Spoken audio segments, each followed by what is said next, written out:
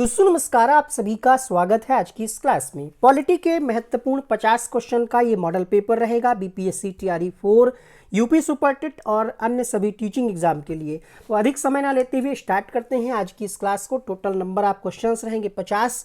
आप सभी को टारगेट दिया गया है कि आप सभी का स्कोर 35 प्लस होना चाहिए। काउंट करते चलिएगा कि कितने क्वेश्चन गलत हो रहे हैं, सही वाले मत काउंट करिएगा, सिर्फ गलत वाले काउंट करिएगा और आप खुद ही चेक कर पाएंगे कि आपका कितना स्कोर बन रहा है। तो आइए शुरू करते हैं आज की इस क्लास को। गुड इवनिंग सभी को, शुभ संध्या, नमस्ते, राम राम, सत श्री अकाल। पहला प्रश्न है आपकी स्क्रीन पर, ब्रिटिश हाउस ऑफ कॉमन्स का सदस्य निम्नलिखित में से कौन बना था। क्वेश्चन में ऑप्शन है गोपाल कृष्ण गोखले, दादा भाई नौरोजी, बी के कृष्ण मेनन या फिर महात्मा गांधी। तो यहाँ पर क्वेश्चन नंबर 1 में आपका उत्तर हो जाएगा दादा भाई नौरोजी, अर्थात यहाँ पर आपका बी विकल्प सही हो जाएगा। दादा भाई नौरोजी की अगर हम बात करें तो इनको हम अन्य किस नाम से जानते हैं, तो great old man of India के नाम से जाना जाता है। दादा भाई नौरोजी का जन्म कहाँ हुआ था, जल्दी से बता दीजिएगा कि इनका जन्म कहाँ हुआ था। तो बॉम्बे में हुआ था। इसके अलावा इन्होंने भारतीय राष्ट्रीय कांग्रेस की अध्यक्षता भी कई बार की। 1901 में इनकी एक पुस्तक आई, poverty and un British rule in India. तो प्रश्न पूछता है कि poverty and un British rule in India पुस्तक किसकी है, तो दादा भाई नौरोजी की है। इनको भारत के ग्रैंड ओल्ड मैन के रूप में जाना जाता है। इसके अलावा भारत के अनौपचारिक राजदूत के रूप में जाना जाता है और ये राष्ट्रीय कांग्रेस के संस्थापक सदस्यों में से एक थे। इसके अलावा इन्होंने 1886 से 1887, 1893, 1894, 1906, 1907 और इसके अलावा दूसरे 9वें और 22वें कांग्रेस के अध्यक्ष के रूप में भी कार्य किया। तो यहाँ से कई सारे प्रश्न बनते हैं। आइए बढ़ेंगे प्रश्न संख्या 2 की तरफ। राज्य की उत्पत्ति के कई सिद्धांत हैं, किंतु नवीनतम विचारधारा है कि राज्य क्या है। प्रश्न संख्या 2, वर्तमान में जो विचारधारा है वो ये कहती है राज्य विकास का परिणाम है। ये कोई दैवी इच्छा का फल नहीं है, ना ही कोई संविदा आधारित है और ना ही ये भौतिक। ठीक है, राज्य एक स्वायत्त राजनीतिक इकाई है। ये एक भौगोलिक क्षेत्र जिसकी सीमाएं निर्धारित और मान्यता प्राप्त होती है और राज्य में एक सरकार होती है। राज्य को संप्रभु माना जाता है, जिसका मतलब ये है कि राज्य अपने कानून और वित्त को नियंत्रित करता है। राज्य में एक स्वतंत्र सरकार या शासक होती है। इसके अलावा अपने विदेशी मामलों को भी राज्य नियंत्रित करता है। राज्य के द्वारा जो कानून बनाए जाते हैं वो सभी पर समान रूप से लागू होते हैं। संपूर्ण क्रांति का नारा किसके द्वारा दिया गया, तो संपूर्ण क्रांति का नारा किसके द्वारा दिया गया, महात्मा गांधी, लेनिन, राम मनोहर लोहिया या फिर जयप्रकाश नारायण, जिनको आप जेपी भी शॉर्ट में कहते हैं। जेपी आंदोलन भी था, खासकर ये बिहार से संबंधित था। तो जयप्रकाश नारायण ने संपूर्ण क्रांति का नारा दिया। 1970 में इंदिरा गांधी के विरुद्ध विपक्ष का नेतृत्व कर रहे थे ये। इंदिरा गांधी को उनके पद से हटाने के लिए संपूर्ण क्रांति नामक आंदोलन इनके द्वारा चलाया गया था। तो यहाँ पर आपका उत्तर हो जाएगा ऑप्शन नंबर डी के साथ। इनको लोकनायक के नाम से जाना जाता है। इसके अलावा 1999 में इनको मरणोपरांत एक पुरस्कार मिला जो भारत का सर्वोच्च पुरस्कार है, नाम है भारत रत्न। तो भारत रत्न पुरस्कार से इनको 1999 में सम्मानित किया गया। इसके अलावा पटना का जो हवाई अड्डा है ये इन्हीं के नाम पर है। दिल्ली सरकार का एक अस्पताल है लोकनायक जयप्रकाश अस्पताल के नाम पर ही है। इसके अलावा 1965 में मैक्सेसे पुरस्कार से इनको सम्मानित किया गया। इनका जन्म कहाँ हुआ था, बिहार में। बिहार के किस जिले में, सारण जिले में इनका जन्म हुआ था। आगे बढ़ेंगे अगले प्रश्न के लिए। प्रश्न संख्या 4, व्यक्तिगत स्वतंत्रता की रक्षा करने हेतु विद्यमान आदेश क्या कहलाता है, अधिकार प्रक्षा, बंदी प्रत्यक्षीकरण, उत्प्रेषण या फिर परमादेश। प्रश्न संख्या 4 में आपका उत्तर हो जाएगा बंदी प्रत्यक्षीकरण कहलाता है। ये एक प्रकार का कानूनी आदेश होता है। किसी व्यक्ति को गैर कानूनी तरीके से अगर गिरफ्तार किया गया है तो इस आदेश के जरिए गिरफ्तार व्यक्ति को अदालत में पेश किया जाता है। इसको हम लैटिन भाषा में हैबियस कॉर्पस कहते हैं, जिसका मतलब है, हैबियस कॉर्पस का मतलब है कि हमारा आदेश है कि आपके पास शरीर है। इसके अलावा जो सुप्रीम कोर्ट है और जो आपकी हाई कोर्ट है राज्य की, वे जो है 5 प्रकार के रिट जारी कर सकती है। आर्टिकल 32 और आर्टिकल 226 में इन प्रकार की रिटों का वर्णन है। आर्टिकल 32 क्या कहता है, संवैधानिक उपचारों का अधिकार तो है ही, इसके अलावा किसी भी नागरिक को अपने मौलिक अधिकारों के उल्लंघन के मामले में सर्वोच्च न्यायालय में जाने का अधिकार देता है। तो यहाँ पर आप ध्यान रखिएगा क्वेश्चन नंबर 4 के लिए।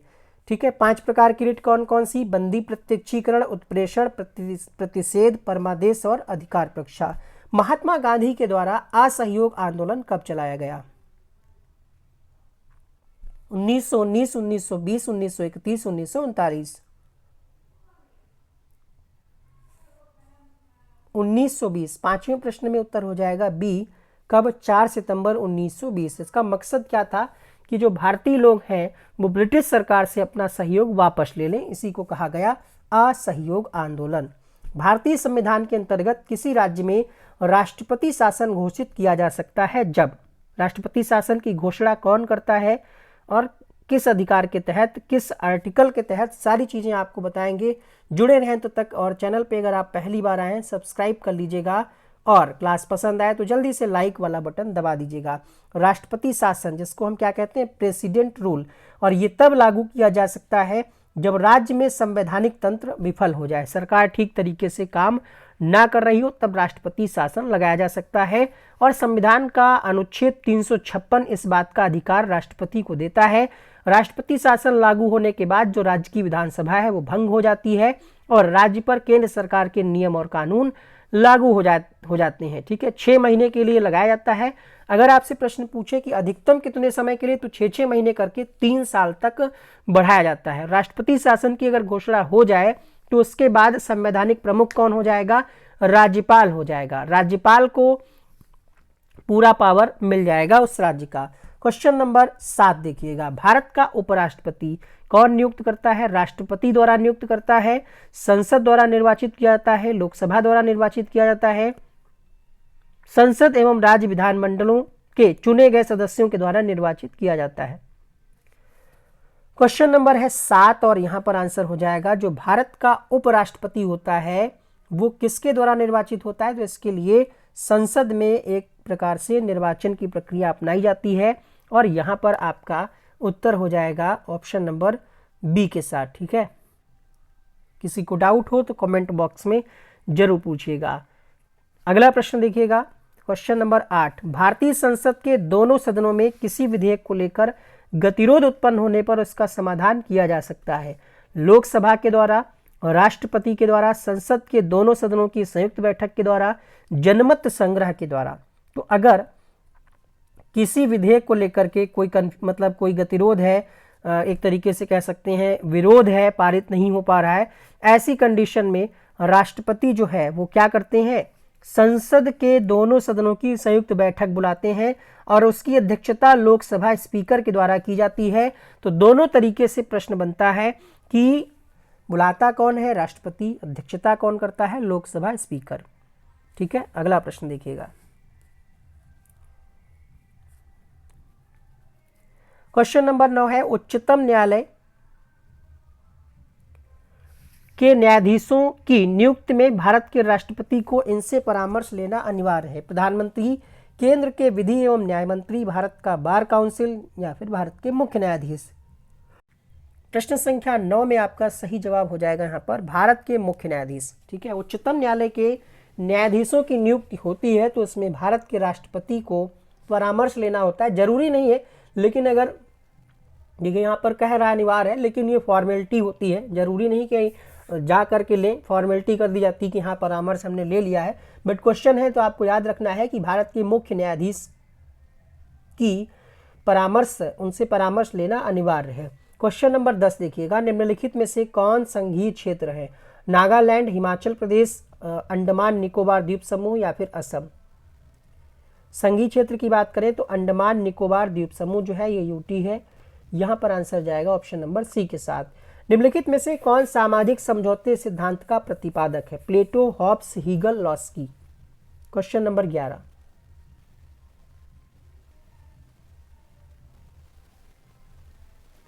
क्वेश्चन नंबर 11 में आंसर हो जाएगा सामाजिक समझौता सिद्धांत जो है ये हॉब्स के द्वारा दिया गया है। यहां पर आंसर हो जाएगा ऑप्शन नंबर बी के साथ। थॉमस हॉब्स की एक पुस्तक है फेमस जिसका नाम है लेविथान। तो ये भी प्रश्न आपसे पूछा जा सकता है कि लेविथान जो है किसकी पुस्तक है? हॉब्स का पूरा नाम थॉमस हॉब्स है। अगला प्रश्न देखिएगा, क्वेश्चन नंबर 12। संविधान का कौन सा संशोधन पंचायती राज से संबंधित है? 74वां, 82, 73 या फिर 75वें क्रम का। क्वेश्चन नंबर 12, 73वां संविधान संशोधन जो है ये पंचायती राज व्यवस्था से संबंधित है। ये कब लागू हुआ था, ये भी प्रश्न आपसे बनता है। तो 73वां संविधान संशोधन 24 अप्रैल 1993 को लागू किया गया था और इसका उद्देश्य था कि देश में पंचायती राज व्यवस्था को बढ़ाया जाए ताकि शासन व्यवस्था और ज़्यादा लोकतांत्रिक बन सके। इसके तहत संविधान में एक नया भाग जोड़ा गया, भाग 9, और 11वीं अनुसूची जोड़ी गई। तो दोनों ही प्रश्न आप ध्यान रखिएगा, अनुसूची 11वीं भाग 9। इसके अलावा बात करें, अगले प्रश्न में हम बात करेंगे कि 74वां संविधान संशोधन किससे संबंधित, अभी इसी क्लास में मिलेगा आपको। भारत में वर्तमान राज्यों की कुल संख्या कितनी है, 25, 26 या फिर 27, 28। तो वर्तमान में 28 राज्य हैं। अगला प्रश्न है, भारतीय संविधान में कितने मौलिक कर्तव्यों का प्रावधान किया गया है, क्वेश्चन नंबर 14। प्रश्न आसान आपको लग रहे होंगे, ये प्रश्न इसलिए रखे गए हैं ताकि आप इस प्रश्न के माध्यम से अन्य चीज़ों को रिवाइज कर सकें। ठीक है, जैसे अगला प्रश्न यहाँ पर बनता है कि मौलिक कर्तव्यों को किस देश के संविधान से लिया गया है। आंसर तो आपका आ चुका है यहाँ पर कि 11 है, लेकिन ये कहाँ से लिए गए हैं, तो सोवियत संघ के संविधान से लिए गए हैं। 1976 में 42वां संविधान संशोधन हुआ और इसी के तहत मौलिक कर्तव्य को भाग 4A में शामिल किया गया। इनकी संख्या 11 है और इसमें कई तरीके की जिम्मेदारियां शामिल हैं। अगला प्रश्न देखिएगा, प्रश्न संख्या 15 देखिए। भारत की संसदीय शासन प्रणाली में मंत्रिपरिषद सत्तारूढ़ तभी तक रह सकती है जब इसे प्राप्त है सत्तारूढ़ राजनीतिक दल का विश्वास, विधायिका का विश्वास, जनता का विश्वास, राज्य के प्रधान का प्रसाद। मतलब कह सकते हैं प्रसादा पर्यंत वाला नहीं जो होता है ऑप्शन, वही ये कहना चाह रहा है। क्वेश्चन नंबर 15 में आंसर हो जाएगा, जब तक विधायिका का विश्वास है तब तक शासन प्रणाली में मंत्रिपरिषद सत्तारूढ़ रह सकती है। 16वां प्रश्न है, भारत में राज्यसभा की सदस्यता के लिए उम्मीदवार की कम से कम आयु कितनी होनी चाहिए, 25 वर्ष, 30 वर्ष, 35 वर्ष या 21 वर्ष। 30 वर्ष होनी चाहिए कम से कम राज्यसभा के लिए न्यूनतम आयु। लोकसभा के लिए न्यूनतम आयु कितनी होनी चाहिए, तो आप कहेंगे 25 वर्ष। ठीक है, लोकसभा के लिए कितनी, 25 वर्ष, और राज्यसभा के लिए यहाँ पर 30 वर्ष, ध्यान रखिएगा। अगला प्रश्न है, भारतीय संविधान का अनुच्छेद 370 का संबंध किससे है, नागालैंड, मेघालय, जम्मू कश्मीर, तमिलनाडु। तो ये जम्मू कश्मीर से संबंधित था आर्टिकल 370। ऐसी स्थिति में जब राष्ट्रपति उपराष्ट्रपति दोनों के पद रिक्त हो, निम्नलिखित में से कौन भारत का कार्यवाहक राष्ट्रपति होता है, लोकसभा का स्पीकर, प्रधानमंत्री, राज्यसभा का उपाध्यक्ष, भारत का मुख्य न्यायाधीश। भारत का मुख्य न्यायाधीश जो है कार्यवाहक राष्ट्रपति के रूप में काम करेगा जब राष्ट्रपति और उपराष्ट्रपति दोनों के ही पद रिक्त हों, किसी कारणवश खाली हों। भारतीय संविधान के किस संशोधन द्वारा राष्ट्रपति को कोई भी मामला मंत्रिपरिषद द्वारा पुनर्विचार किए जाने के लिए वापस भेजने का अधिकार दिया गया है, 42वें संविधान संशोधन द्वारा, 44वें, 43वें या फिर 56वें।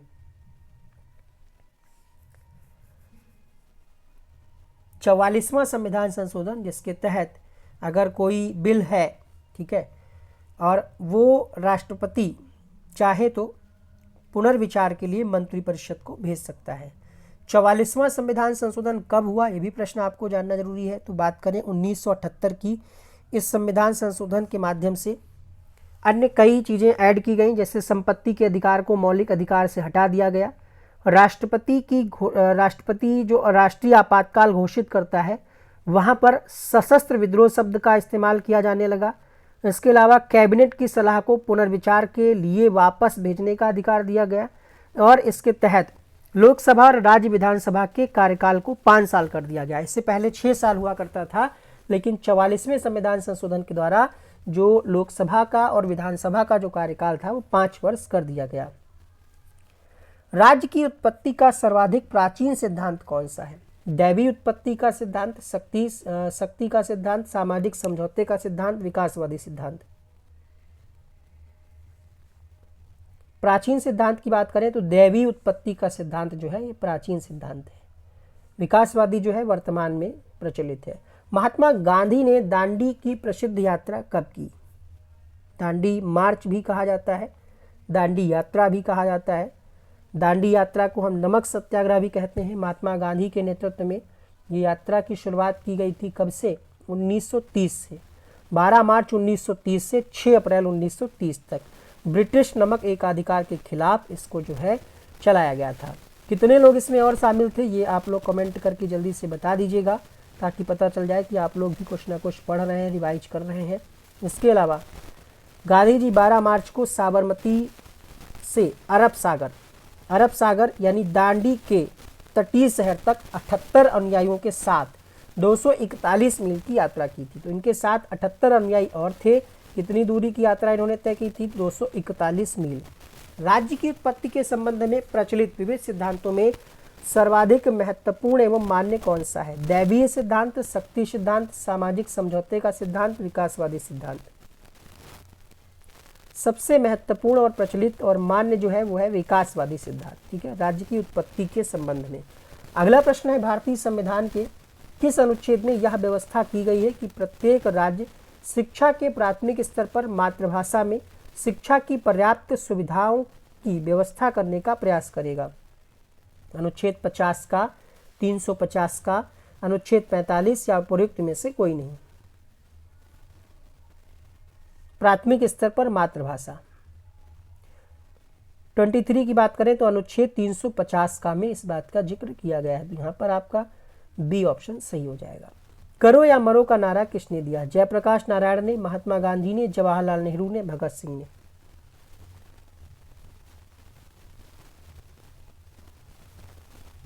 करो या मरो का नारा किसके द्वारा दिया गया? क्वेश्चन नंबर 24 उत्तर हो जाएगा महात्मा गांधी ने। 25वां प्रश्न है, भारतीय राष्ट्रीय कांग्रेस के संस्थापक कौन थे? WC Banerjee, Shrimati Annie Besant, A.O. Hume या फिर मदन मोहन मालवीय। A.O. ह्यूम ने कांग्रेस की जो है स्थापना की थी कब? 1885 में। और यहाँ पर आपसे एक ऑप्शन और दिया गया है WC बनर्जी। ये कौन थे? कांग्रेस के पहले अध्यक्ष अगर आपसे पूछ ले तो ध्यान रखिएगा, बता दें आपको स्थापना 1885 में हुई थी। पहला सम्मेलन जो है बम्बई के गोकुलदास तेजपाल संस्कृत विश्वविद्यालय में कांग्रेस का जो है पहला अधिवेशन हुआ था और इसकी अध्यक्षता व्योमेश चंद्र बनर्जी के द्वारा की गई थी। स्थापना किसने की? A.O. ह्यूम ने। 26वां प्रश्न है, भारत का राष्ट्रपति संसद के दोनों सदनों के संयुक्त अधिवेशन को संबोधित करता है अपनी सुविधा के अनुसार वर्ष में एक बार, हर वर्ष, प्रथम अधिवेशन के आरंभ में, हर अधिवेशन के आरंभ में, जब कभी प्रधानमंत्री ऐसा करने की प्रार्थना करते हैं। क्वेश्चन नंबर 26, हर वर्ष प्रथम अधिवेशन के आरंभ में दोनों सदनों के संयुक्त अधिवेशन को संबोधित करता है। भारत का उपराष्ट्रपति किस संस्था का पदेन सभापति होता है? निर्वाचन आयोग, योजना आयोग, राज्यसभा, वित्तीय आयोग। उपराष्ट्रपति जो है किस संस्था का पदेन सभापति होता है? क्वेश्चन नंबर 27 उत्तर हो जाएगा राज्यसभा का। भारतीय राष्ट्रपति की संवैधानिक स्थिति क्या है? राष्ट्रपति वास्तविक उच्चतम प्रशासक है, कैबिनेट के अधीन है, संभावित अधिनायक है, सर्वाधिक प्रतिष्ठा तथा प्राधिकार रखता है, परंतु उसके पास वास्तविक शक्ति नहीं है। वास्तविक शक्ति तो कैबिनेट के पास है ना, पावर सबसे ज्यादा है इसको, लेकिन इनके पावर का प्रयोग कौन करता है? प्रधानमंत्री और उनकी कैबिनेट। ठीक है, तो यहां पर आंसर जाएगा डी। भारत की विदेशी नीति को कौन निश्चित करता है? राष्ट्रपति, प्रधानमंत्री, विदेश मंत्री, कैबिनेट। विदेशी नीति, अब विदेश मंत्री तो नहीं हो जाएगा यहाँ पर आपका आंसर होगा कैबिनेट। ठीक है, कैबिनेट में जो मंत्री होंगे वो विदेश नीति को तय करेंगे, जिसमें प्रधानमंत्री अध्यक्षता करेंगे और अन्य लोग जो है सुझाव देंगे। हमारे संविधान की प्रस्तावना में प्रभुत्व संपन्न, सामाजिक, धर्मनिरपेक्ष, लोकतंत्रात्मक, गणराज्य शब्द सम्मिलित कब किए गए? आंसर कीजिए। तो आंसर हो जाएगा क्वेश्चन नंबर 30 के लिए 1976 में एक संविधान में संशोधन किया गया, 42वें संविधान संशोधन के नाम से जानते हैं। यहाँ पर डी आंसर सही हो जाएगा। 12वीं अनुसूची संविधान में किससे संबंधित है?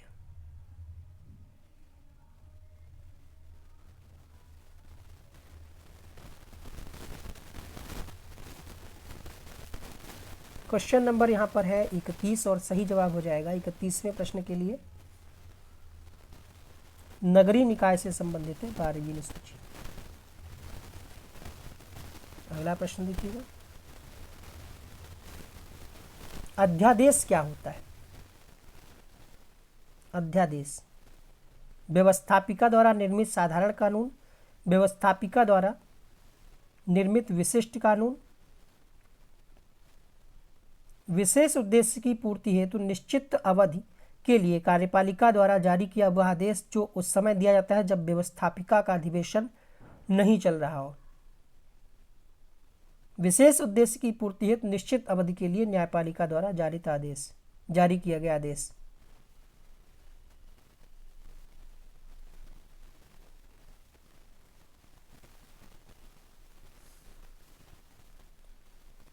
क्वेश्चन नंबर है 32।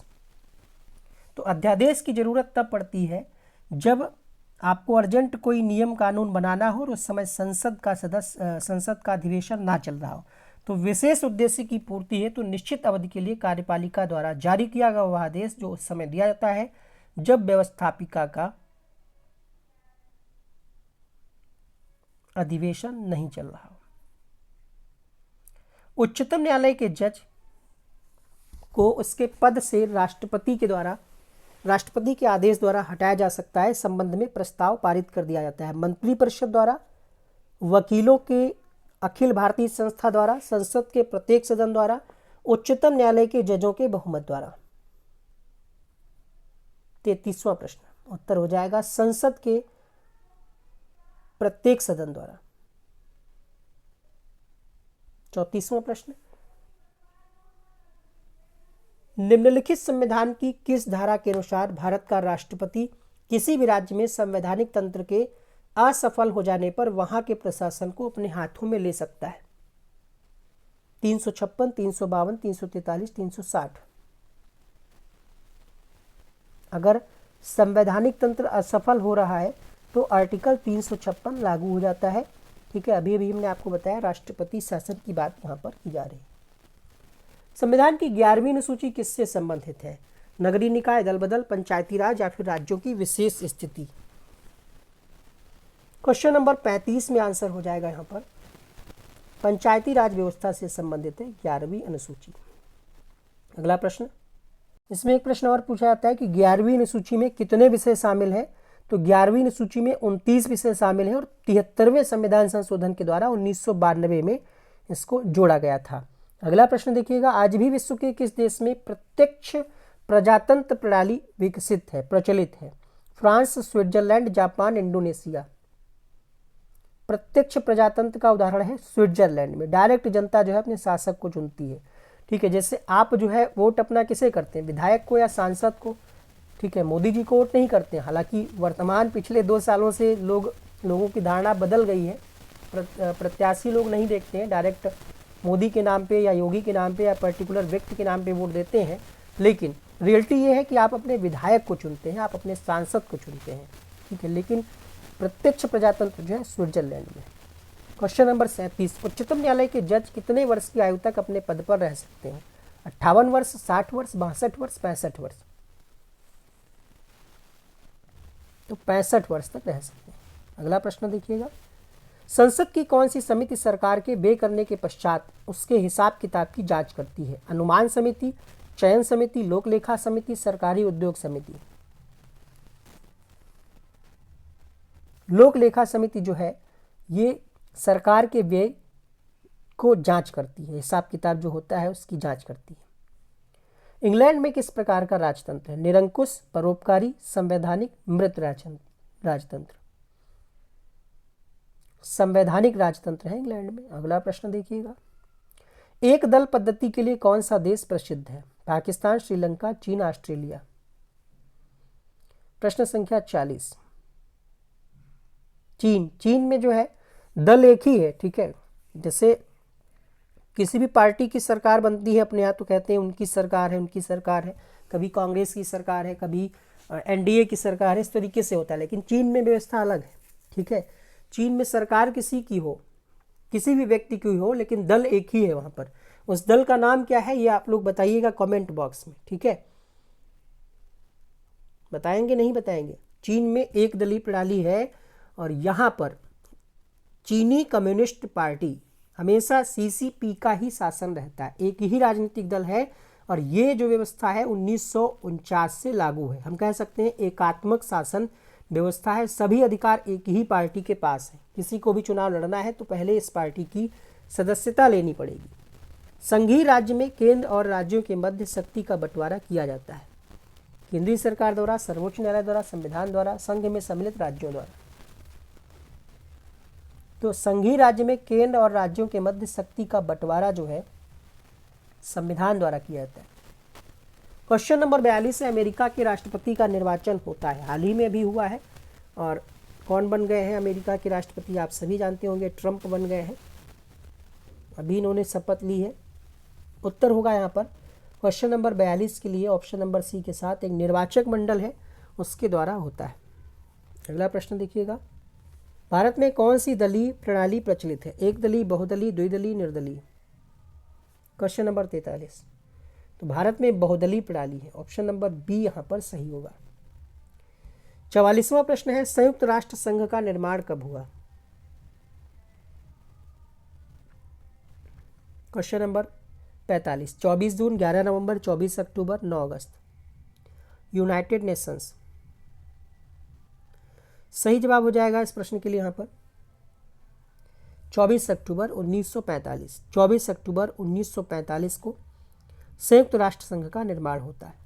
और एक प्रश्न और बनता है यहाँ पर कि संयुक्त राष्ट्र दिवस कब मनाया जाता है, जल्दी से कमेंट बॉक्स में उत्तर लिखिएगा। उदारवाद क्या है, व्यक्ति की स्वतंत्रता एवं व्यक्ति के विकास का प्रबल समर्थक है, राज्य की निरंकुश सत्ता का समर्थक है, व्यक्ति की स्वतंत्रता को सीमित करने के पक्ष में है, राज्य के विकास का समर्थक है।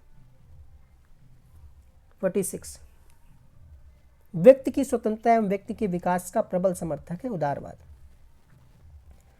क्वेश्चन नंबर 47 है, उदारवादी सिद्धांतों को एक राजनीतिक सिद्धांत के रूप में स्थापित करने का श्रेय किसको जाता है, Hobbes, Locke, Rousseau, Hegel. Question number 47 में आपका आंसर हो जाएगा यहाँ पर लॉक। क्वेश्चन नंबर 48 है यहाँ पर, समाजवाद का उदय किसके विरुद्ध प्रतिक्रिया स्वरूप हुआ, आदर्शवाद व राज्य की निरंकुशता, व्यक्तिवाद, पूंजीवाद एवं साम्राज्यवाद, उपयोगितावाद एवं समाज सुधार, साम्राज्यवाद एवं पूंजीवाद। क्वेश्चन नंबर 48,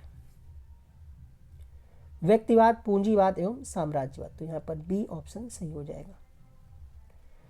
विकासवादी समाजवाद के विकास का प्रतिपादन किसने किया, विकासवादी समाजवाद के सिद्धांत का प्रतिपादन किसने किया।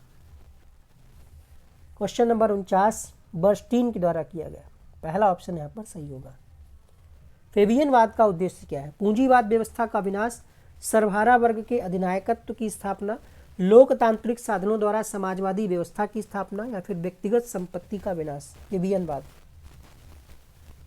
लोकतांत्रिक साधनों द्वारा समाजवादी व्यवस्था की स्थापना फेबियनवाद का उद्देश्य है। तो यहाँ पर ये 50 क्वेश्चन कंप्लीट होते हैं कम समय में, अधिक कंटेंट आपको मिला।